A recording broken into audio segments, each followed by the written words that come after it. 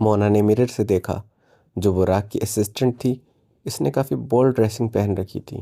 مونا کو اسے دیکھ دیکھ کر کافی عجیب سا محسوس ہو رہا تھا۔ مونا اس کے ساتھ خود کو انکمفرٹیبل محسوس کر رہی تھی۔ مونا خود ہی خود میں سمٹتی جا رہی تھی۔ براق نے کہا، ویسے تو تم بہت پیاری لگ رہی ہو، لیکن پارٹی کی تھیم یہ نہیں ہے۔ کیا تمہیں بیا نے نہیں بتایا؟ مونا نے کہا، بیا نے ہی میرے لیے یہ ڈریس سلیکٹ کی ہے۔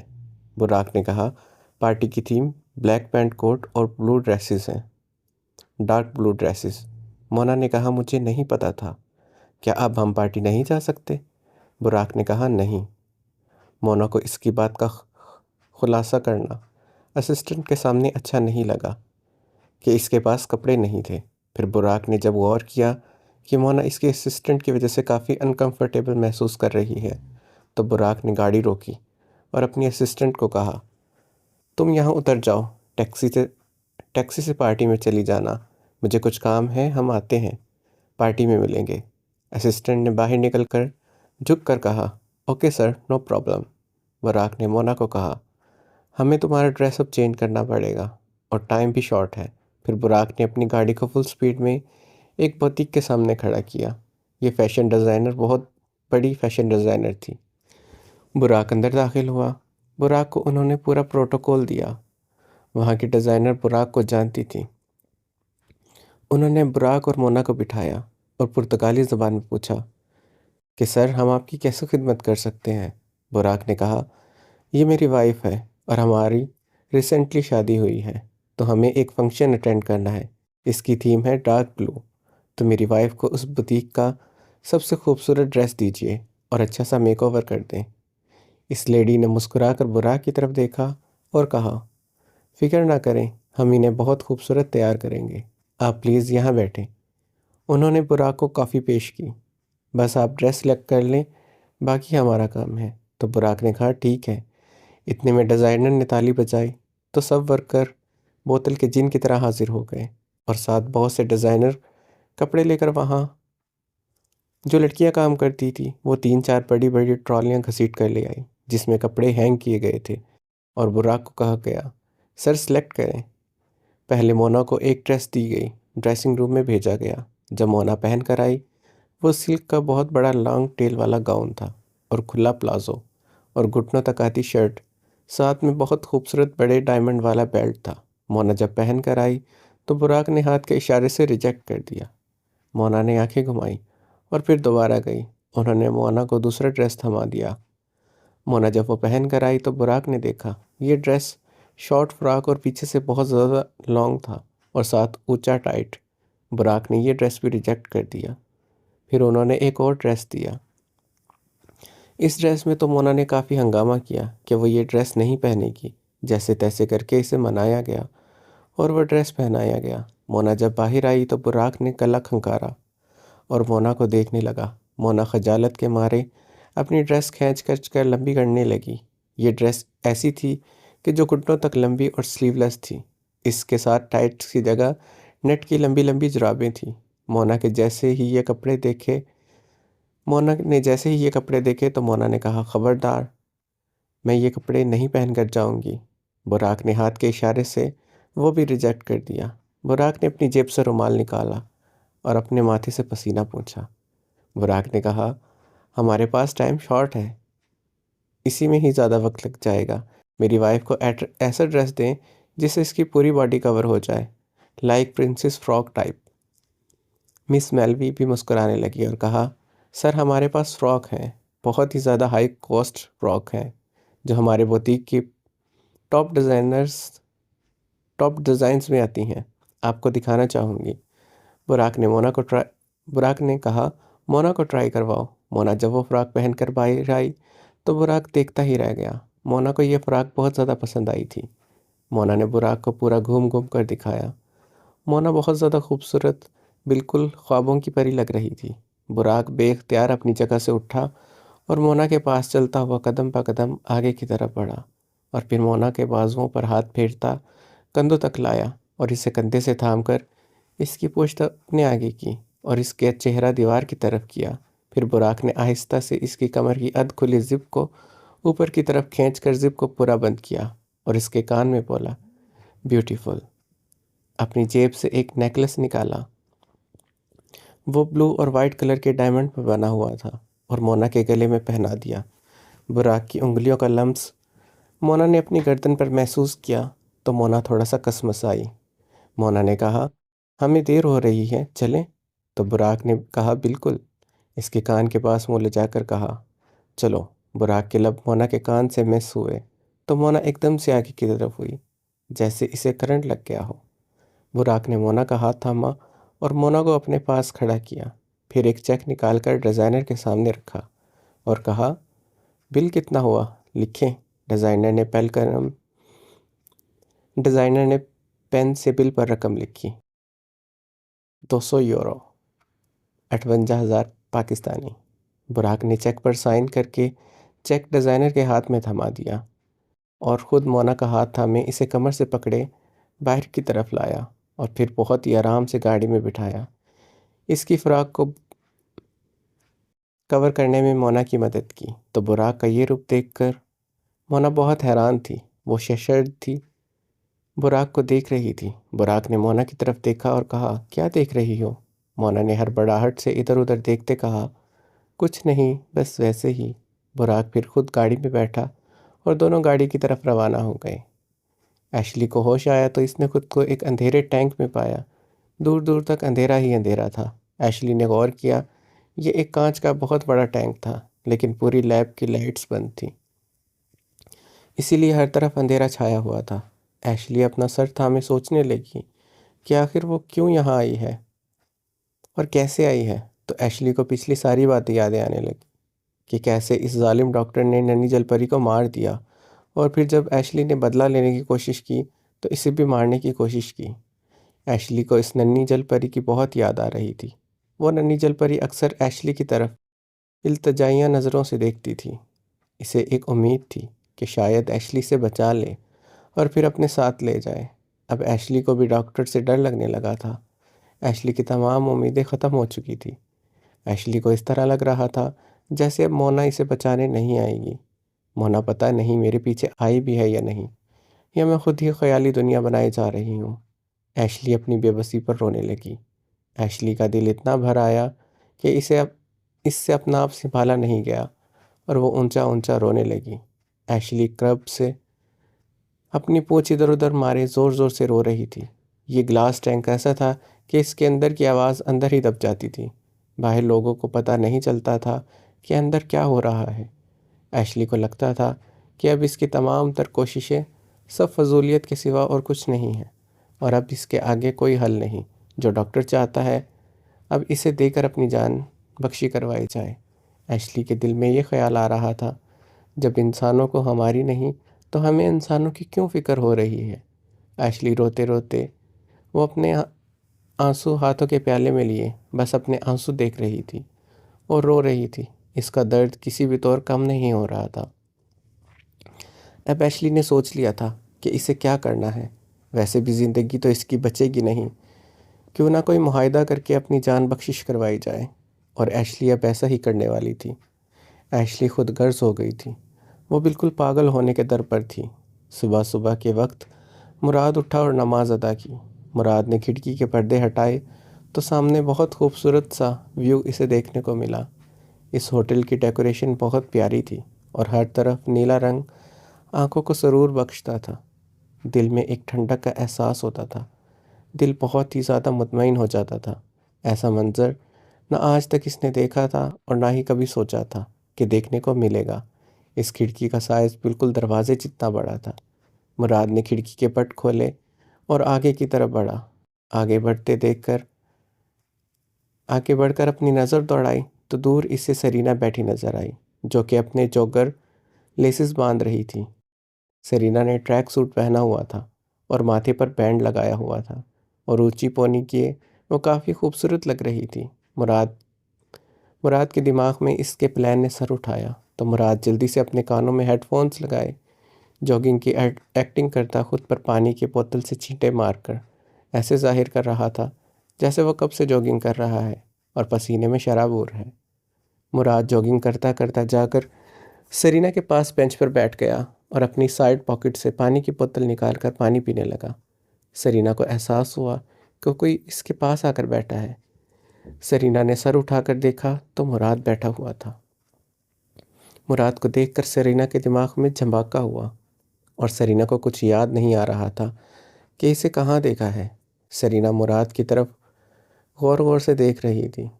مراد نے جب یہ چیز محسوس کی تو سرینا کی طرف دیکھنے لگا۔ مراد نے سرینا کی طرف دیکھتے ہی حیران ہونے کی بھرپور ایکٹنگ کرتے کہا، اوہ تو تم بھی یہاں آئی ہو۔ سرینا سیدھی ہو کر بیٹھ گئی اور کہا، ایکسکیوز می، کیا میں آپ کو جانتی ہوں؟ مراد نے کہا، او کم آن، اب بھولی مت بنو، ویسے بھی یہ بھولا پن تمہارے چہرے پر ذرا بھی نہیں جچتا، بھول گئی کیا؟ مس، کلب میں جب تمہیں گرفتار کیا تھا، کلب سے جھگڑا کرتے وقت، دوسری بار جب ہماری ملاقات ہوئی تو آپ محترمہ کافی نشے میں تھی، شراب پی ہوئی تھی آپ نے، آپ کا خودکشی کا موڈ تھا، بس تمہاری بدقسمتی گاڑی مجھ شریف کی تھی، تم پر موت واقعہ نہیں ہو سکی اور مجھے اس بات کا کافی دکھ ہوا تھا۔ آپ کی اور ہماری روڈ پر بحث بھی ہوئی تھی، کچھ یاد آیا؟ سرینا کو اس کی کوئی بات سمجھ نہیں آ رہی تھی۔ سرینا سوچنے پر مجبور ہو گئی کہ آخر یہ کیا کہہ رہا ہے، اور وہ خودکشی، یہ تو ممکن ہی نہیں تھا۔ اسے کلب والا واقعہ تو یاد آ گیا تھا، لیکن یہ روڈ والی بحث یاد نہیں آ رہی تھی۔ سرینا نے تھوڑا سا زور دماغ پر ڈالا تو اسے یاد آیا جب اس نے مراد سے بدتمیزی کی تھی اور مراد نے اسے کیسے سائڈ پر کیا تھا اور اسے دھکا بھی دیا تھا۔ سرینا کو جیسے ہی یاد آیا تو سرینا ایک دم طیش کے عالم میں اپنی جگہ سے اٹھی اور کہا، تم یاد آ گئے مجھے، تم نفسیاتی مریض، تمہارا کوئی علاج نہیں، تم نے اس دن میرے ساتھ بہت غلط کیا تھا، میں نشے میں تھی، تمہیں یہ سب چیزیں نہیں کرنا چاہیے تھی۔ میں ایک پولیس والا ہوں محترمہ، اور نشے میں جو لوگ دھت ہوتے ہیں ان کا نشہ اتارنا بہت بہتر طریقے سے جانتا ہوں۔ شکر کرو تمہیں میں نے لاک اپ میں بند نہیں کیا تھا، بائی دا وے میں یہاں تمہارے منہ لگنے نہیں آیا ہوں۔ وہ اپنی جگہ سے اٹھا اور پانی کی بوتل بھی اٹھا کر وہاں سے چل دیا، جبکہ سرینا دانت کچکچاتے ہوئے کلس کر رہ گئی۔ مونا اور براق ہوٹل پہنچ چکے تھے۔ براق نے گاڑی سے نکل کر مونا کی سائڈ کا دروازہ کھولا اور مونا کا ہاتھ پکڑ کر اسے باہر نکالنے میں مدد کی۔ دونوں ہال میں جانے لگے تو ایک دم میڈیا کا رش پڑ گیا۔ میڈیا والے دھڑا دھڑ براق اور مونا کی تصویریں لینے لگے۔ براق نے مونا کی کمر میں ہاتھ ڈالا اور اسے اپنی طرف کھینچ کر ساتھ لگا لیا اور ہلکے سے اس کے کان کے پاس جھک کر کہا، مسکراؤ، اور پھر براق کا ہاتھ تھام کر اسے ہال کے اندر لے گیا۔ براق اور مونا جیسے ہی ہال کے دروازے کے پاس پہنچے تو پورے ہال کی لائٹس بند ہو گئی۔ براق اور مونا نے اندر کی طرف قدم بڑھائے۔ مونا نے ایک ہاتھ اپنی کمر پر جبکہ دوسرا ہاتھ براق کے ہاتھ میں پکڑایا۔ بہت ہی نایاب طریقے سے چل رہی تھی، جس طرح سے اسے بیا نے سکھایا تھا۔ وہ بہت اچھے طریقے سے ایک ایک چیز فالو کر رہی تھی۔ ایک بڑی سی گول لائٹ براق اور مونا کے سر پر چمکنے لگی۔ جیسے جیسے وہ آگے کی طرف بڑھ رہے تھے، وہ لائٹ بھی ان کے ساتھ ساتھ چل رہی تھی۔ مونا اور براق جیسے ہی درمیان میں پہنچے تو پورے ہال کی لائٹس روشن ہو گئی اور سب لوگوں نے ہم آواز بولا، کنگریچولیشن فار یور میرج، اور زور زور سے تالیاں بجانے لگے۔ پورے ہال میں تالیوں کا شور گونج اٹھا، لیکن مونا تو کسی اور چیز میں کھوئی ہوئی تھی، اور وہ تھی ہال کی سجاوٹ۔ یہ ہال اتنا خوبصورت سجایا گیا تھا کہ جتنی تعریف کی جائے اتنی کم تھی۔ مونا نے دیکھا پورے ہال میں سفید اور نیلے رنگ کی گلابوں کی سجاوٹ کی گئی تھی۔ مونا ہر چیز بہت اشتیاق سے دیکھ رہی تھی۔ مونا نے دیکھا اوپر بہت بڑے بڑے پھولوں اور لائٹس کی لڑیوں سے سجے ہوئے فاؤنٹین، جو کانچ کی صورت میں اس طرح چمک رہے تھے جس طرح کہ یہ کسی اور دنیا میں آ گئے ہوں۔ مونا ایک منٹ کے لیے تو کھو سی گئی، ایسی خوبصورتی ابھی تک اس نے نہیں دیکھی تھی۔ مونا کا اپنا مرمیڈ لینڈ یاد آنے لگا، بہت زیادہ۔ مونا اپنے مرمیڈ لینڈ کی بہت لاڈلی جل پری تھی۔ مونا کو اپنے والدین کی شدت سے یاد آنے لگی۔ ان کے مرمیڈ لینڈ میں بہت بڑے بڑے محل بنے ہوئے تھے، خوابوں کی نگری، اور اس کے محل کی موتیوں اور کرسٹل سے سجایا گیا تھا۔ جس دوست نے براق کی شادی کی خوشی میں یہ پارٹی براق کو دی تھی، اس کے دوست نے ان کا بھرپور استقبال کیا۔ پھر سب بزنس مین باری باری آ کر براق کو ملنے لگے اور ساتھ ہی مونا سے بھی سلام دعا کرنے لگے۔ مونا بہت زیادہ الجھن کا شکار ہو رہی تھی۔ اسے اسے سمجھ نہیں آ رہا تھا کیا کہے اور کیا نہ کہے۔ اتنے میں براق اور مونا کے پاس چودھری جعفر صاحب تشریف لے آئے اور ساتھ میں ان کی بیگم مبینہ بھی تھی، مسز جعفر۔ ہیلو بیٹا براق، کیسے ہو؟ امید کرتا ہوں تم تو ہمیں اجنبی سمجھنے لگے ہو، لیکن ہم تو نہیں۔ آفٹر آل ہم تمہارے باپ کے اکلوتے دوست تھے۔ اب تم تو ہمیں اپنے باپ کی جگہ نہیں مانتے، لیکن میں تمہیں اپنے بیٹے کی جگہ مانتا ہوں۔ مبارک ہو تم دونوں، بہت بہت زیادہ۔ امید کرتا ہوں تمہاری یہ جوڑی ہمیشہ سلامت رہے گی۔ مسز مبین بھی مونا کے گلے لگی اور مونا کو کہا، بیٹا تم بہت زیادہ خوبصورت ہو، ماشاءاللہ ماشاءاللہ، اللہ نظر بد سے بچائے تمہاری جوڑی کو۔ براق مسکرایا اور طنز کرتے ہوئے کہا، جی بد نظر سے اللہ بچائے۔ بعض لوگوں کی نظر اتنی گندی ہوتی ہے کہ پتھر کو بھی پھاڑ دیتی ہے۔ بندہ کیا چیز ہے۔ مسز مبینہ اور جعفر صاحب کو براق کا طنز تیر کی طرح چبھا تھا، لیکن صبر کا گھونٹ بھر گئی۔ مبینہ بیگم مونا کے گلے لگی تو مونا کو بہت عجیب سا احساس ہوا۔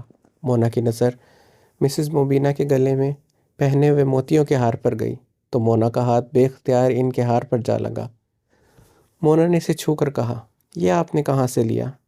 کیوں بیٹا، آپ کیوں پوچھ رہی ہیں؟ مونا نے کہا، نہیں بس ویسے ہی، بہت پیارا ہے۔ براق مونا کی بات پر مونا کی طرف دیکھنے لگا۔ مونا نے کہا، آپ سے مل کر بہت خوشی ہوئی، امید ہے کہ ہم دوبارہ بھی ملیں گے۔ مس مبینہ جو بہت زیادہ چالاک تھی، مونا کا یہ رویہ انہیں بہت زیادہ عجیب محسوس ہوا۔ براق نے کہا، بائی دا وے، آج آپ لوگ کی باغی بیٹی نظر نہیں آ رہی، کہاں ہے آپ کی پریگننٹ بیٹی؟ دیکھو براق، پہلے تو تم اپنے الفاظ درست کرو۔ میری بیٹی پریگننٹ نہیں ہے۔ دوسری بات، اگر وہ تم سے محبت کرتی ہے، اس کا مطلب یہ نہیں کہ تم اس کی توہین کرو۔ وہ جا چکی ہے یہاں سے، اور میں امید کرتی ہوں کہ تم بھی اب اس بات کو دبانے کی بھرپور کوشش کرو گے۔ ہم نے میڈیا والوں سے بات کر لی ہے، یہ اس تماشے کو ہم نے رکوا دیا ہے، لیکن بہتر رہے گا اگر تم بھی اس تماشے کو بھول جاؤ، نہیں تو پھر تمہارے لیے بھی بہت برا ثابت ہوگا۔ براق مسکرا کر ایک اور طنز مارتے ہوئے بولا، عزتیں اچھالنا ہماری عادتوں میں شامل نہیں ہے، یہ تو آپ کی بیٹی کی عادتوں میں شامل ہے کہ لوگوں کی عزت کو کیسے اچھالا جاتا ہے۔ براق کی بات سن کر مس مبینہ آگ بگولا ہو گئی، لیکن چودھری صاحب نے معاملہ گرم ہوتے دیکھ کر مبینہ کا ہاتھ پکڑا اور اسے سائڈ پر لے گئے۔ مونا کو براق کا رویہ کچھ سمجھ نہیں آیا۔ اتنے میں ہال میں شور گونج اٹھا، بھئی کیک آ گیا۔ براق اور مونا بھی سیدھے ہو کر کھڑے ہو گئے۔ براق کا صرف ایک ہی دوست تھا اور وہ تھا بہرام۔ بہرام کے والدین پاکستان سے تعلق رکھتے تھے، لیکن بہرام آج تک پاکستان نہیں گیا تھا۔ وہ جب سے پیدا ہوا تھا اور اپنا ہوش سنبھالا تھا، وہ برازیل میں ہی قیام پذیر تھا۔ بہرام نے کہا، چلو براق، چلو کیک آ گیا ہے۔ جیسے ہی کیک اندر آیا تو کیک کی خوبصورتی دیکھ کر براق نے بھی تھم اپ کا اشارہ کرتے ہوئے کہا، امپریسو۔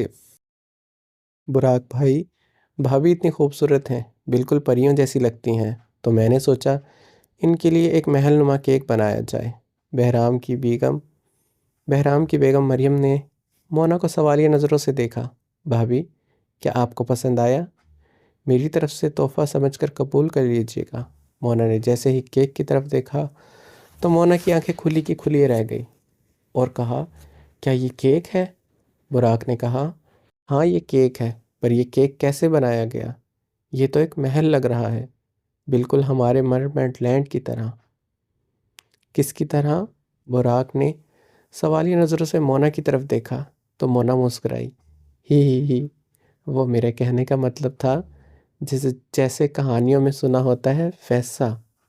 مونا نے براق کی طرف دیکھ کر معصومیت سے کہا، ایسا ہی ہے نا؟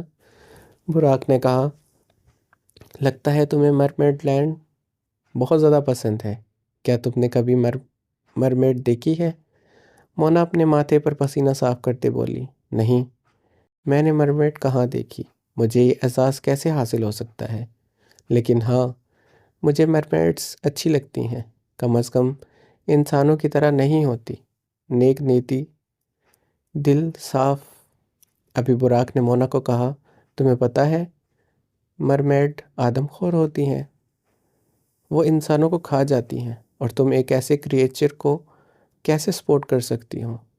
یہ سب صرف کہانی اور کتابوں میں ہی اچھا لگتا ہے۔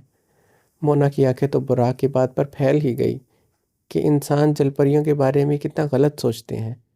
مونا نے کہا، کیا آپ نے کبھی جل پری کو اپنی آنکھوں سے دیکھا ہے؟ کیا آپ نے کبھی انسانوں کو کھاتے دیکھا ہے؟ براق نے نفی میں سر ہلایا اور کہا، لیکن میں جانتا ہوں۔ مونا نے کہا، آپ بہت زیادہ غلط جانتے ہیں۔ جس نے بھی آپ کے دماغ میں یہ خناس بھرا ہے، لگتا ہے اسے جانوروں سے محبت نہیں۔ آپ تو مجھے بہت زیادہ سمجھدار لگتے تھے، لیکن اتنی بڑی بے وقوفی! اف براق، آپ پر آفرین ہے۔ براق نے تو بس ایسے ہی مونا کو چھیڑنے کے لیے غلط بیانی کی تھی، پر اسے نہیں پتہ تھا کہ مونا کو بہت زیادہ برا لگ جائے گا۔ براق مونا کا جواب دینے ہی والا تھا کہ اس کا دوست براق کا ہاتھ پکڑ کر اسے آگے کی طرف لے گیا اور مائک پکڑا کر اناؤنس کیا، آپ سب لوگ براق کو تو جانتے ہی ہوں گے اور ہماری دوستی کو بھی جانتے ہوں گے۔ ہم 8 سال سے دوست ہیں اور آج تک ہم میں کوئی بھی اختلافات نہیں ہوئے۔ براق جیسا دوست میری قسمت میں بالکل اس طرح آیا ہے جس طرح میرا بھائی ہو، اور براق کی جتنی تعریف کی جائے اتنی کم ہے۔ اس کی دوستی میرے لیے قابل شرف ہے۔ آپ لوگ تو جانتے ہیں ابھی میری شادی کو صرف 5 ہی مہینے ہوئے ہیں، اور مریم میری محبت ہے۔ بہرام مریم کا ہاتھ پکڑ کر اپنی طرف کھینچتے ہوئے بولا، اب میرے دوست کی بھی ایک فیملی بن چکی ہے، اس کی بھی بیوی آ چکی ہے۔ مریم نے مسکرا کر براق اور اپنے شوہر کو دیکھا، جو کہ اب میرا جگری یار نے شادی کر لی ہے تو میری طرف سے ایک چھوٹی سی دعوت کا اہتمام کیا ہے، تو امید کرتا ہوں آپ سب لوگ انجوائے کر رہے ہوں گے۔ جتنی بھی میڈیا یہاں آئی ہے، میں ان سب کا تعارف اپنی بھابھی جان سے کروانا چاہوں گا۔ بہت سے لوگوں کے من میں سوال ہے کہ اتنی اچانک شادی کیسے؟ تو ویسے بھی براق نے پچھلی کانفرنس میں بتا ہی دیا تھا، لیکن میں آپ لوگوں کو بتانا چاہوں گا، ہماری بھابھی جان کوئی عام انسان نہیں ہے۔ بہرام کی یہ بات سنتے مونا کے تو چھکے چھوٹ گئے۔ مونا حیرانی سے اس کی طرف دیکھ رہی تھی۔ جی ہاں، میں آپ کو بتاتا چلوں کہ ہماری بھابھی جان کوئی عام انسان نہیں ہے، وہ ایک جادوگرنی ہے، جادوگرنی، جس نے میرے پتھر سے دوست پر جادو کر کے اسے نہ صرف موم کر دیا ہے بلکہ اپنے قابو میں کر لیا ہے۔ صرف چند ملاقاتوں میں ان کی کافی اچھی بننے لگی تھی اور انہوں نے چٹ منگنی پٹ بیاہ کا فیصلہ کر لیا۔ مونا نے بہرام کی جیسے پوری بات سنی تو اس کا سانس بحال ہوا، ورنہ مونا کا تو سانس ہی اٹک گیا تھا، کہیں سب کے سامنے مونا کی سچائی نہ کھول لیں۔ مونا نے مسکرا کر براق کی طرف دیکھا۔ مونا کی مسکراہٹ بھی بیچاری کی زبردستی کی تھی۔ اس بات پر براق نے اس کی گدی پر تھپڑ مارا اور کہا، ایسی بات نہیں ہے، بس یہ ہماری ایک ارینج میرج ہے، اس کے علاوہ کچھ بھی نہیں۔ بہرام نے کہا، ہاں ہاں مجھے پتہ ہے، جیسے تمہاری ارینج میرج ہے، تم تو لڑکیوں کو اپنے پاس سے بھی نہیں گزرنے دیتے۔ براق نے بہرام کو گھور کر دیکھا تو بہرام نے دانتوں کی نمائش کی اور کہا، چلو کیک کاٹتے ہیں، اور حال میں کیک کاٹا گیا۔ کیک کاٹ کر پھر سب لوگوں کو کیک سرو کیا گیا، پھر کھانا کھانے لگے، اور جب براق نے مونا کے سٹائل دیکھے تو براق دنگ رہ گیا۔ مونا کو یہ سب کس نے سکھایا؟ براق دیکھتا ہی رہ گیا، ورنہ مونا تو اس طرح کی حرکتیں کرتی تھی جس طرح وہ جنگل سے آئی ہو۔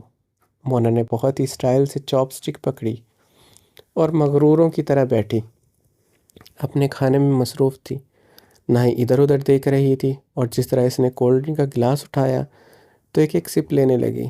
بہرام کی بیوی نے کہا، واہ براق، تم نے تو بیوی بھی اپنی طرح چنی ہے، بالکل سٹریٹ فارورڈ۔ مجھے لگتا ہے اس کو بھی ہنسی مذاق کرنا پسند نہیں ہے، تمہاری طرح خاموش سی ہے۔ بہرام کی بیوی مریم کی بات سن کر تو براق کو اچھو لگنے لگا۔ کیا یہ خاموش سٹریٹ فارورڈ کہاں سے لگتی ہے آپ کو، یہ خاموش اور سٹریٹ فارورڈ؟ براق چمچ رکھ کر ہاتھوں کی انگلیوں میں انگلیاں ڈالے سوال کرنے لگا۔ براق نے کہا، کہاں سے آپ کو یہ خاموش طبیعت مزاج کی لگتی ہے، اتنا سر کھاتی ہے، اتنا بولتی ہے؟ مونا نے براق کی طرف معصوم سی شکل بنا کر دیکھا اور اپنے کھانے کی طرف متوجہ ہو گئی۔ مریم نے کہا، براق बुरी बात है, तुम ऐसे नहीं कह सकते। देखो कितनी शरीफ है। तुम्हारी बेगम तो इतनी मासूम है। वैसे भी भाई, वो बुरा मत मानना, लेकिन लड़कों का काम है अपनी बीवियों में नुक्स निकालने का। यहीं कोई दूसरी लड़की को देख लेते हैं तो वो 100% मैच्योर नज़र आती हैं, और वही हरकतें हम करें तो हम जंगली नज़र आते हैं। ये होता है, हम जानते हैं। क्यों ना मोना भाभी, मैं ठीक कह रही हूँ ना? मोना ने मरियम की तरफ देखा और मासूमियत के सारे रिकॉर्ड तोड़ते हुए कहा, जी बिल्कुल, मैं तो कुछ कहती ही नहीं हूँ। यही सारा दिन मुझ पर गुस्सा करते रहते हैं। अभी हमारी शादी को दिन ही कितने हुए हैं, लेकिन ये मुझसे इस तरह सर्द महरी से पेश आते हैं जैसे मैंने इनका कर्जा देना हो। मोना की इतनी मासूमाना बात सुनकर बुराक को तो चक्कर आने लगे। बुराक ने कहा, माशाल्लाह, मुझे तो पता ही नहीं था मेरी बेगम पर मैं बिला वजह गुस्सा करता हूँ। चलो ये शिकायतें भी दूर कर दूंगा। बुराक ने दांत कचका कर एक एक लफ्ज़ दांत पीस पीस कर बोला। मोना ने मरियम की तरफ देखा और कहा, देखें अभी भी कैसे मुझे घूर घूर कर गुस्सा दिखा रहे हैं। बस मैं तो बर्दाश्त कर जाती हूँ।